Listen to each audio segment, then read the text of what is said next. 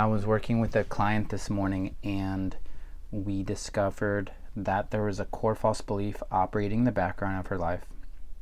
And core false beliefs, we all have those, and they become part of us when, as typically a very young person, we have an experience, and then our survival brain, our protective personality comes out, this little developing ego, and it says, okay, this is how the world works, this is who I am, this is what I can expect from the world, from myself, etc. And it plays in the background, and then it drives our expectations, our belief systems, ultimately the choices we make. And these core false beliefs lead to self-sabotaging behaviors because of the very nature of what they are. So the one we identified this morning was the false belief that there is something wrong with me. And the weird thing about core false beliefs and it's kind of the way they work is our subconscious would rather be right than have to learn something new. And that sounds kind of crazy, but it would rather not have to learn new stuff than let me back up a little bit. So this is oftentimes how like a placebo works, because we believe something is going to be beneficial for us. Like, that's a deep belief. I need this breakthrough, I want this drug to work, and you get positive benefits, but turns out you had the sugar pill, right? Well, our brains are capable of making a wide variety of chemicals. Arguably, just about anything you can get pharmaceutical, somewhere in your body could be synthesized, or at least a very similar version of it. And if we want something to be true, and we believe it's going to happen, sometimes it's easier for your subconscious brain to alter the reality of the situation in order for you to experience what you expect to experience. And so that's how placebo works. That's how the nocebo effect. So nocebo is the same thing as placebo. It's just other than if expecting a positive thing to happen and it's more likely to, it's you expect a negative outcome and it's more likely to happen. Okay? So now I'm introducing a variety of topics. I really just wanted to talk about the false belief that there is something wrong with me. Okay? Because it's easy to say for all of us, like, well, of course there's something wrong with me. Look what's happening in my life. Look what I'm doing. Look what's going wrong, right? I am paranoid. I'm anxious. I have substance abuse problems. I get in fights all the time. I'm just stewing in my anger. I have all this unforgiveness. I don't eat as well as I should. I'm not exercising. And so all of us could say, like, there's something wrong with me. The problem is that that's a core false belief. If that's something that you learned as a kid, and it's very easy to learn there's something wrong with you because, well, there's a lot of complicated reasons, but an easy one is an adult, someone you trust, says, like, what's wrong with you? And you're like, oh, there's something wrong with me. Good to know. Okay, that's simplifying. It could be a lot more complex, but that's one way this can start getting programmed in. Like, what's wrong with you? And it's like, okay, something's wrong with me. And so what you're doing is you're creating expectations of similar experiences, okay? And so if that's operating in the background, you're going to subconsciously create experience that validate that because your subconscious wants to be right.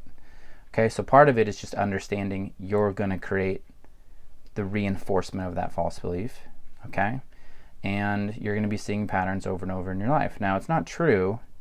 There is nothing wrong with you, okay? And that's a difficult concept to understand. It's just that you're unfolding the perfection within, okay? You haven't reached your highest potential. Okay, this is a difficult concept, but Dr. David Hawkins, he illustrates this pretty well. So he calls it your unfolding, and he uses this analogy of a flower, okay? Now, a flower can only perfectly be a flower. Humans, we can reject ourselves and try to be something that we're not, okay?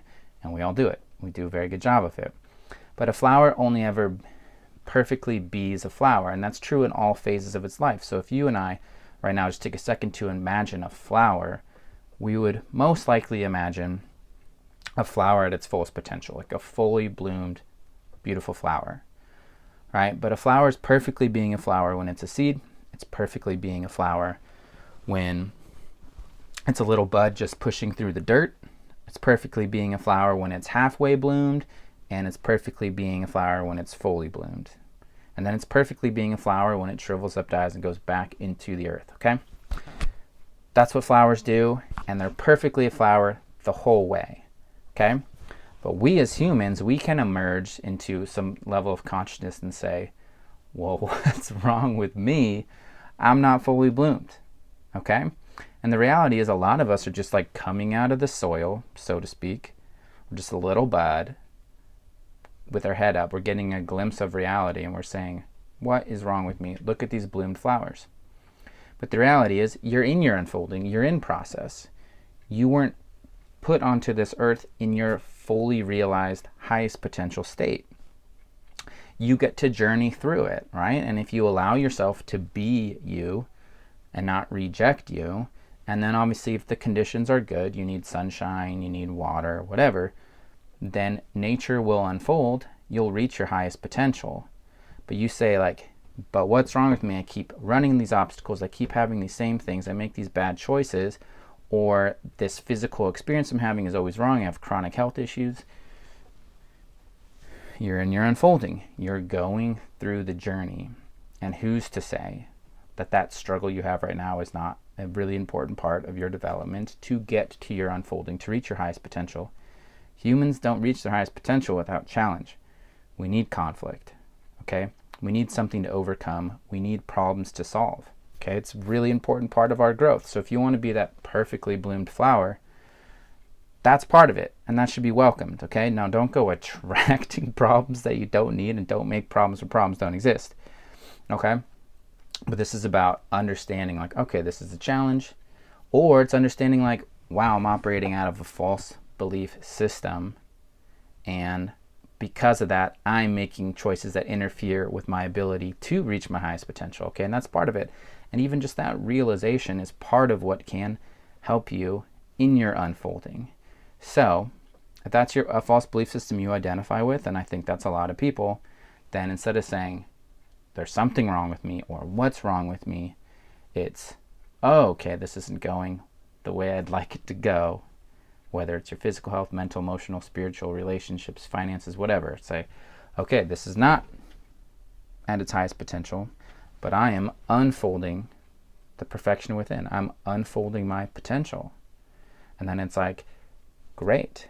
Now I just have to check, am I in the right conditions, right? Am I planted in good soil? Am I exposing myself to light, right? Things that flowers need, but they're not in charge of.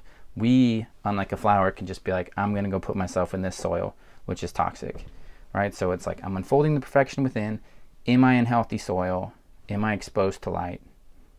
Then nature's going to do its thing. All right, guys. Love you. Bye.